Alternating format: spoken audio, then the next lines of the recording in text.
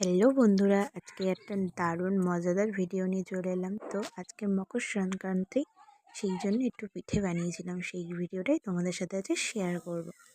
তো চলো ভিডিওটা শুরু করা যাক। তো সবাই কেমন আছো একটু কমেন্টে বলে দিও।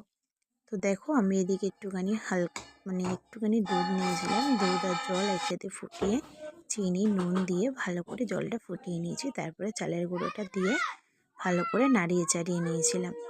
তো তারপরে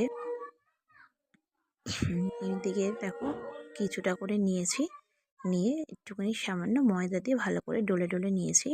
ডলে ডলে নিয়ে এক একটা করে পিঠে করে নিয়েছি।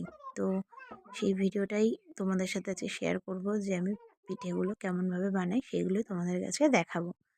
তো প্রথমে একটুখানি ছোট ছোট করে লেচি করে নেবে, তোমাদের যেমন আন্দাজ সেইভাবে। তো দেখো, আমি এদিকে ছোটো একটা লেচি করে নিয়েছি আর পিঠেটা ঠিক এইভাবে বানাচ্ছি। এই ডিজাইনটা আমার খুব সহজ মনে হয়, তো আমি এই ডিজাইনটাই মানে পিঠেতে সবসময় করে থাকি। তো তোমাদেরকে আজকে একটা নতুন ডিজাইন দেখাবো। তো আজকে নতুন ডিজাইনটা হবে এই রকম। ডিজাইনটা কীরকম হবে একটু দেখো। এই যে প্রথমে পিঠেটা ভালো করে ভাজ করে নিলাম, তারপরে একটা কাঁটা চামচ নেবে। কাঁটা চামচ দিয়ে এরকম সব দিকে এরকম করে চেপে দেবে, দিয়ে একটুখানি করে মুড়ে দেবে। দেখো কি সুন্দর ফুলের মতো দেখতে হয়েছে।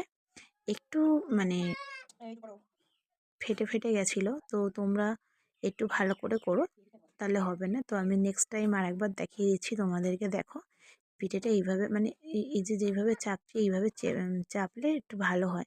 তো দেখো, এই পিঠেটা আমার ভালো হয়েছে, একটু ফাটেনি। কি সুন্দর হয়েছে দেখো পিঠেটা। তো দু রকম ডিজাইন করেছি। তো পিঠেগুলো কেমন হয়েছে অবশ্যই কমেন্ট করে জানিও।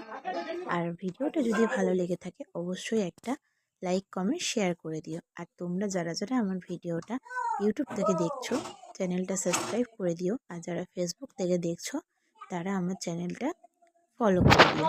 তাহলে আমার নতুন নতুন ভিডিওগুলো তোমাদের সামনে চলে আসবে।